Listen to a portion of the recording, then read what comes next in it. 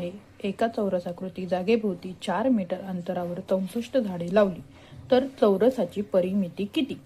तर चौरसाची परिमिती किंवा चौरसाचे क्षेत्रफळ म्हणजे काय, आधी तुम्हाला परिमिती म्हणजे काय हे कळायला पाहिजे. तर आता इथे एक मी बॉक्स घेतलेला आहे जो चौरसाकृती आहे, ज्याच्या सर्व बाजू काय आहेत, समान आहेत, बरोबर. तर चौरसाची परिमिती बरोबर आपण सूत्र घेतो 4 गुणिले बाजू, म्हणजे 4 बाजूंचा गुणाकार केला तर आपल्याला उत्तर काय मिळतं, तर चौरसाची परिमिती. चौरसाची परिमिती म्हणजे हे बघा, ह्या कडा इथं काय केलेली आहेत आपण, झाडे लावलेली आहेत, म्हणजे ही काय झाली तुमची चौरसाची परिमिती.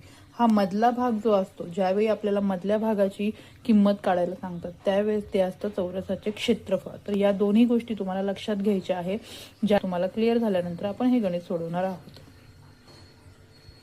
तर चौरसाच्या परिमितीच्या जागेमध्ये चौरसाकृतीमध्ये 4 मीटरवरती, प्रत्येक 4 मीटरवरती काय केलेलं आहे, 64 झाडं लावलेली आहेत.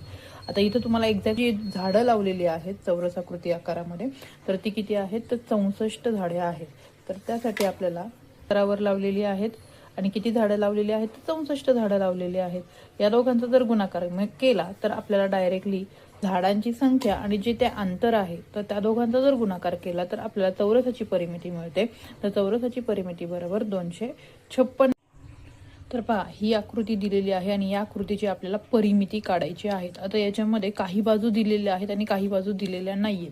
मग तुम्ही म्हणाल की आता हे कसं सॉल्व्ह करणार, इथं 1 मीटर दिलेलं आहे तर इथं किती येईल, तर हा काय आयत आहे, आयताची समोरासमोरील बाजू काय असते, सारखी असते.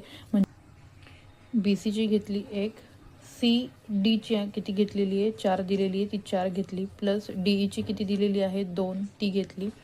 त्यानंतर E आणि F, आता इथं 4 आहे म्हणजे त्याच्या समोरासमोरील आयताच्या बाजू सेम असतात, म्हणजे इथे किती घेणार आहे मी, 4 घेणार आहे. त्यानंतर FG किती घेईल, 1, प्लस आता GH ची याच्या समोरासमोरील बाजू काय असणार आहे, सेम असणार आहे आयताच्या, म्हणजे इथं 1 आहे तर इथं पण काय असणार आहे, 1 असणार आहे. आणि त्यानंतर तुम्हाला विचारली A आणि H ची बाजू, तर A आणि H साठी तुम्हाला आता आयत आहे म्हणजे ह्याच्या समोरासमोरील बाजू काय असणार आहेत, सेम असणार आहेत. आता इथं 1 आहे, इथं 1 आहे, इथे 2 आहे, बरोबर.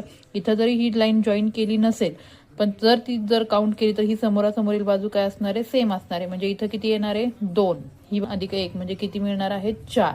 म्हणजे जर या आकृतीची परिमिती आपली येणार आहे 18.